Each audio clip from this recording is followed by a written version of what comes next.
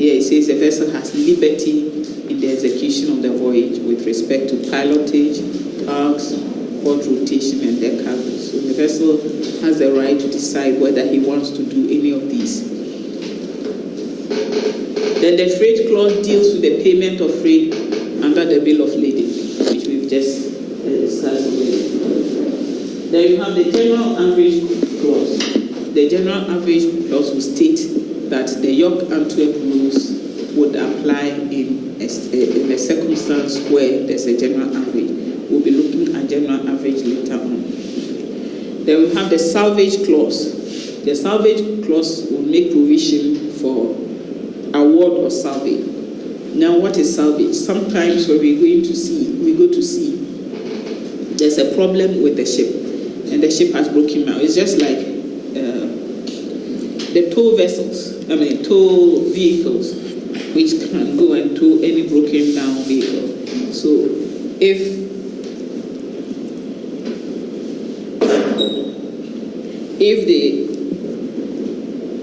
the vessel breaks down, sometimes when you go and tow them, for example, you are a sister ship.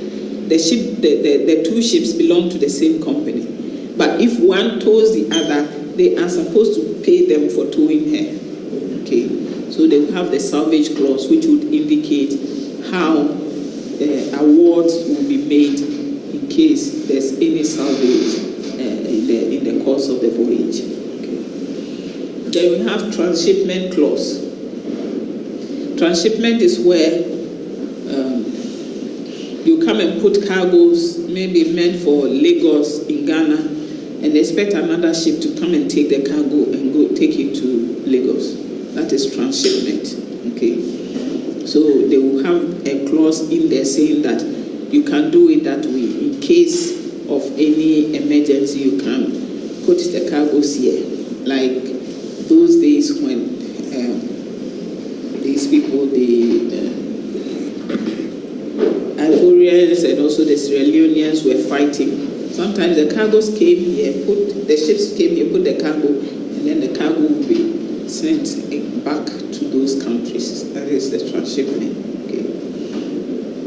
And when they do that, when they have that clause, it gives the ship owner to absolve himself or to take himself of any responsibility should anything happen to the cargo. It is not in the interest of the consignee, but once it is there, then you have to. So if, for example, in the course of the transshipment, the cargo is damaged, you can't hold the ship owner responsible. Okay. So if you have this transshipment clause, you need to read carefully what are the terms and conditions of it. Then we have another interesting clause known as the Himalaya clause. The Himalaya clause is put in so that if the subcontractors, that is the workers of the ship owner or his agents, they do anything, you cannot sue them. Okay. You cannot sue them because oftentimes, sometimes some of the claimants, they will want to sue. They will sue the ship owner, and then they still want to sue the person who caused the damage.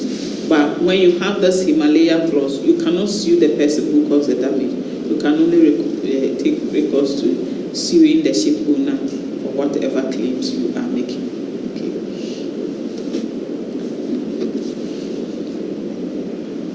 So the types of bills of lading. We have ship bill of lading. Ship bill of lading is what the documentary credits accept. That is the banks. Receipt for shipment bill of lading is only given to give the assurance to the cargo owner that his cargo is in the custody of the ship. But it is not the best because of that, whenever they give you the receipt for shipment bill of lading, when the cargo is finally loaded on the ship, you have to take that bill of lading, the receipt for shipment, back to the ship owner and collect the shipped bill of lading. Okay. Otherwise, you will not be able to transact the business, the banks, and so on. Then we have the through bill of lading, which is the bill of lading issued by multimodal transport owners who offer door-to-door services.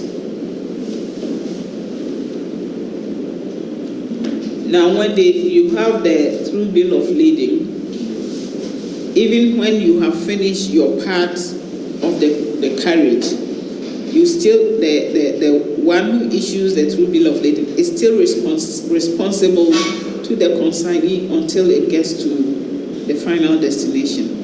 So if you have goods coming from, let's say, Liverpool, by train, it gets to Liverpool port, and then it comes by ship to Tema, then it is supposed to go to the north. It is going there. Once the carrier has issued his bill of lading, whether it is the sea transport or the rail transport or the land, he is still responsible. And that is the tenants of the through bill of lading. Then sometimes they will also give you the transshipment bill of lading. When they are going to transship, then they will give you a transshipment bill of lading.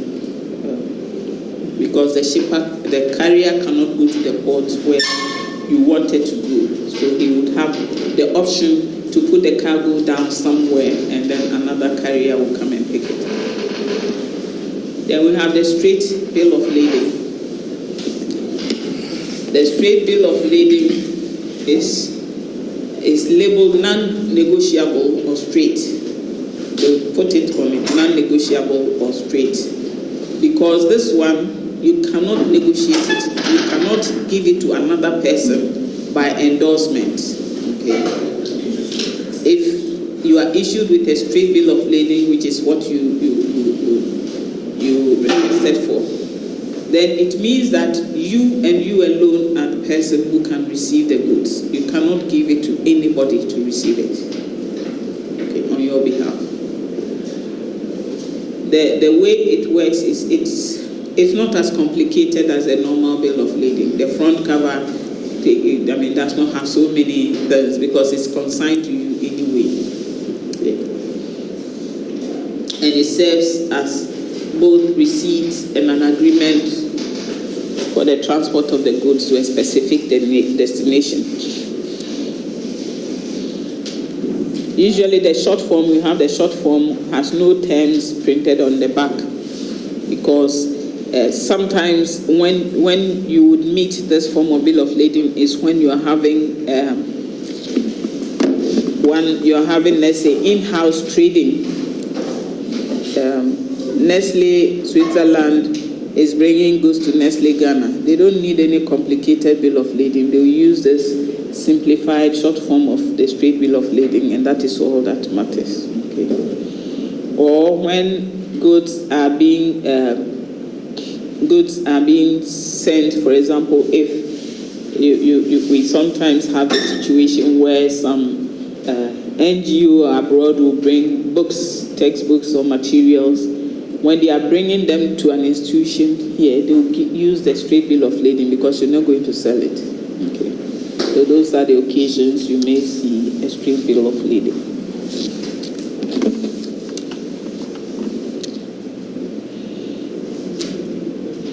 Other types, we have the express bill of lading or data freight receipt. This is the electronic form. This also usually it's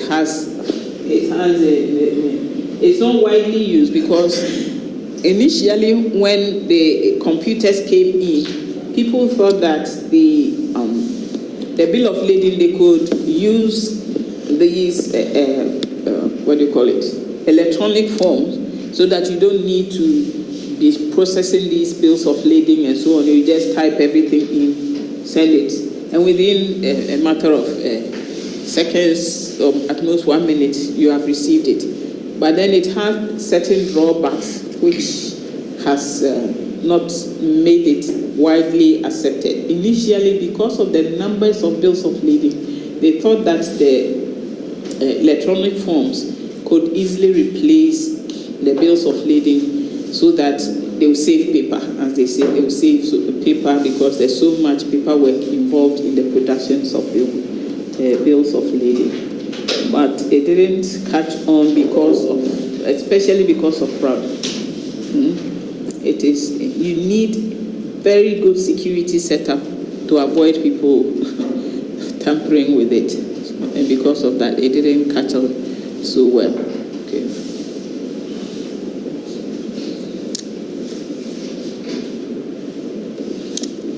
It is when you are looking at the express bill of lading, it is just like the combined transport bill of lading, and it gives the opportunity to deliver the goods to the receiver without requesting him or her to present himself or herself as the owner with a signed and dated proof of ownership. So anybody can go and say, the goods belong to me.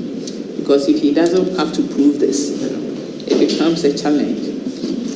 So it is mainly used between sister companies to settle accounts and